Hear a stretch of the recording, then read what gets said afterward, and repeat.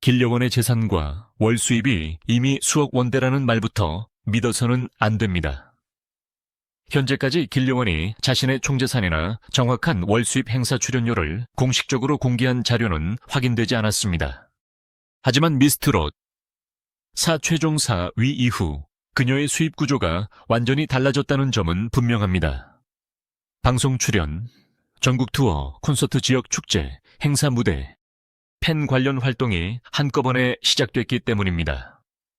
핵심은 재산이 갑자기 공개된 것이 아니라 돈을 벌 수 있는 무대의 수와 규모가 이전과 비교할 수 없을 정도로 커졌다는 사실입니다. 가장 먼저 숫자로 확인되는 성과는 2026년 3월 5일 미스트롯 4 결승전입니다. 길려원은 주현미의 대왕의 길을 불렀고 마스터 점수 1578, 점 온라인 응원 투표 370점, 실시간 문자 투표 564.91을 받았습니다. 문자 투표 수는 14만 4,792표였습니다. 최종 합계는 2,512.91이었고 결과는 4위였습니다. 단순히 심사위원에게 좋은 평가를 받은 참가자가 아니라 실제로 14만 표가 넘는 대중의 선택을 받은 가수라는 뜻입니다. 행사 기획사와 방송 제작진이 신인 가수의 가치를 판단할 때 가장 중요하게 보는 것 가운데 하나가 바로 이런 대중 동원력입니다. 그보다 앞선 2026년 2월 12일 방송에서는 더 강한 장면이 나왔습니다. 길려원은 김혜진과 함께 최진희의 미련 때문에를 불렀고 마스터와 레전드 평가에서 240점 만점을 받으며 해당 라운드 단독 1위에 올랐습니다. 무대 한 번으로 이름이 전국에 알려졌고 길려원이라는 세 글자가 검색어와 영상 제목에 반복해서 등장하기 시작했습니다. 이 시점부터 그녀는 단순한 대학생 참가자가 아니라 방송이 끝난 뒤에도 공연과 행사에 부를 수 있는 가수로 평가받기 시작했습니다. 그러면 길려원의 출연료는 정확히 얼마일까요? 결론부터 말하면 계약서가 공개되지 않았기 때문에 특정 금액을 사실처럼 말할 수는 없습니다. 다만 수입이 만들어지는 방식은 계산할 수 있습니다. 예를 들어 한 번의 지역 행사 출연료를 300만 원으로 가정하고 한 달에 4번 무대에 선다면 행사 매출은 1,200만 원입니다. 출연료를 500만 원으로 가정하고 한 달에 8번 출연한다면 4천만 원입니다. 한 번에 700만 원을 받고 성수기에 12번 무대에 선다고 가정하면 8,400만 원이 됩니다. 이 숫자는 길려원의 실제 출연료가 아니라 공개되지 않은 수입을 이해하기 위한 계산 예시입니다. 여기서 중요한 점이 있습니다. 행사 매출이 곧 길려원의 통장에 그대로 들어가는 돈은 아닙니다. 매니지먼트 수수료 이동 차량, 운전 인력, 의상 헤어와 메이크업 안무와 연습 음원 사용 세금 등 여러 비용이 빠집니다. 가령 한 달 행사 매출이 4천만 원이라고 해도 실제 개인 소득은 계약 조건과 비용에 따라 크게 달라질 수 있습니다. 반대로 방송 출연료가 행사 출연료보다 낮더라도 방송 한 번이 여러 지역 행사와 광고 제안으로 이어진다면 장기적인 가치는 훨씬 커질 수 있습니다. 길려원의 수입, 변화가 현실적이라고 볼 수 있는 근거는 공식 활동 일정입니다. 미스트롯 4가 끝나기 전인 2026년 2월 27일, 길려원을 포함한 톱5는 유선수 엔터테인먼트와 매니지먼트 계약을 맺었습니다. 이소나, 허찬미, 홍성윤, 길려원, 윤태화가 같은 관리체계 안에서 방송 공연 개별 활동을 지원받게 된 것입니다. 소속 관리가 시작됐다는 것은 단순히 연락을 받아 무대에 서는 단계에서 벗어나 일정과 계약과 이미지가 체계적으로 관리되는 직업 가수 단계로 들어갔다는 의미입니다. 실제로 2026년 4월 18일 강원도 삼척시 도계 장터 공연장 특설 무대에서 열린 도계 연두향 축제는 미스트롯 사유 길려원의 첫 야외 행사로 소개됐습니다. 결승전이 끝난 지 약 한 달 만에 지역 축제 무대가 시작된 것입니다. 그리고 4월 25일과 26일 서울 공연을 시작으로 미스트롯 4톱7 전국 투어가 이어졌습니다. 5월 2일 인천 5월 9일, 부산 5월 16일, 대구 5월 23일, 고양 5월 30일, 광주 6월 7일 울산 6월 13일 전주, 6월 20일 수원까지 주요 도시 일정이 잡혔습니다. 길려원은 이소나 허찬미, 홍성윤 윤태와 윤윤서 염유리와 함께 공연 라인업에 이름을 올렸습니다. 전국 투어 수입은 단순히 공연 횟수에 인원수를 곱해서 계산할 수 없습니다. 티켓 판매금에서 공연장 대관료 무대, 장치 음향 조명, 밴드 댄서, 홍보 예매 수수료, 제작사 비용이 빠지고 이후 계약에 따라 출연진의 보수가 정해집니다. 따라서 공연 티켓이 많이 팔렸다고 해서 그 금액 전체가 길려원의 수입이 되는 것은 아닙니다. 하지만 전국 주요 도시에 대형 공연에 반복적으로 참여했다는 사실 자체가 향후 개인 행사 출연료와 방송 섭외 단가를 올리는 중요한 경력이 됩니다. 길려원의 출발점까지 돌아가 보면 변화의 속도가 더 놀랍습니다. 2024년 4월 20일 경상남도 의령군 의령급 서동생활공원에서 제8회 2호섭 가요제가 열렸습니다. 약 196명의 예선 참가자 가운데 1차와 2차 예선을 통과한 사람은 12명이었습니다. 당시 19세였던 길려원은 민수연의 홍랑을 불러 대상을 받았습니다. 대상 상금은 500만 원이었고 가수 인증서와 신곡 2곡의 음반 제작 지원도 받았습니다. 당시 그녀는 간호학과 대학교 1학년 학생이었습니다. 이 대회에서 길려원은 단순히 노래를 외워 부르지 않았습니다.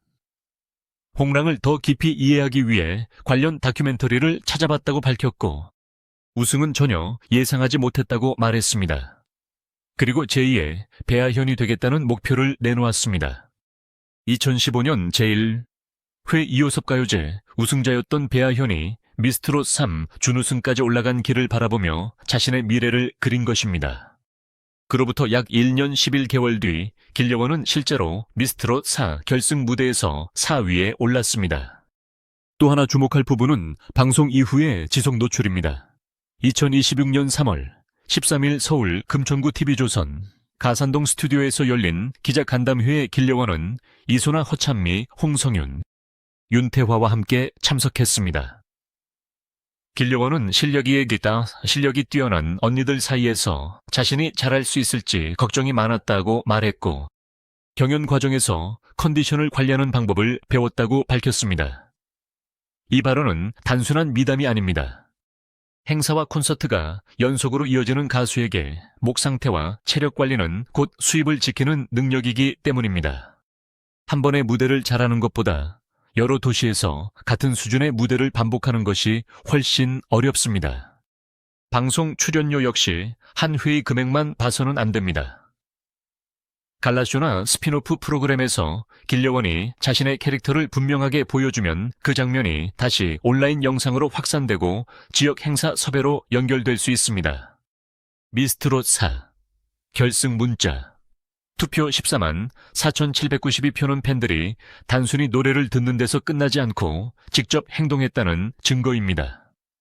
이런 팬덤은 콘서트 티켓, 음원, 팬미팅, 광고 제품 구매로 확장될 가능성이 있습니다. 다만 실제 매출과 정산 금액은 공개 자료가 없으므로 가능성과 사실을 구분해야 합니다. 길려원의 수입이 가장 크게 뛰는 시기는 지역 축제가 집중되는 봄과 가을이 될 가능성이 높습니다. 반면 겨울이나 방송 공백기에는 행사 수가 줄어 월 수입의 변동폭이 커질 수 있습니다. 그래서 연예인의 한 달 최고 매출을 연봉처럼 해석하면 안 됩니다. 어떤 달에 10회 이상 무대에 섰더라도 다음 달에는 일정이 절반으로 줄 수 있습니다. 안정적인 재산을 만들려면 높은 출연료보다 반복 섭외 대표곡, 장기 광고, 꾸준한 방송이 더 중요합니다. 이제 재산 문제를 살펴봐야 합니다. 현재 공개 자료만으로는 길려원이 고가 아파트, 상가 건물, 고급 승용차, 거액의 금융자산을 보유했다고 확인할 수 없습니다. 따라서 몇십억 원대 재산가라는 주장은 근거가 없습니다. 2024년에 확인되는 직접적인 상금은 2호섭 가요제 대상 상금 500만 원입니다. 2026년 이후에는 방송과 공연 활동이 늘었지만 계약금과 출연료와 정산액은 공개되지 않았습니다. 재산과 매출과 소득은 전혀 다른 숫자입니다. 매출이 높아도 비용이 크면 실제 소득은 줄어들고 소득이 높아도 저축 기간이 짧으면 재산은 아직 크지 않을 수 있습니다. 그렇다면 길려원의 월 수입을 어떻게 봐야 할까요?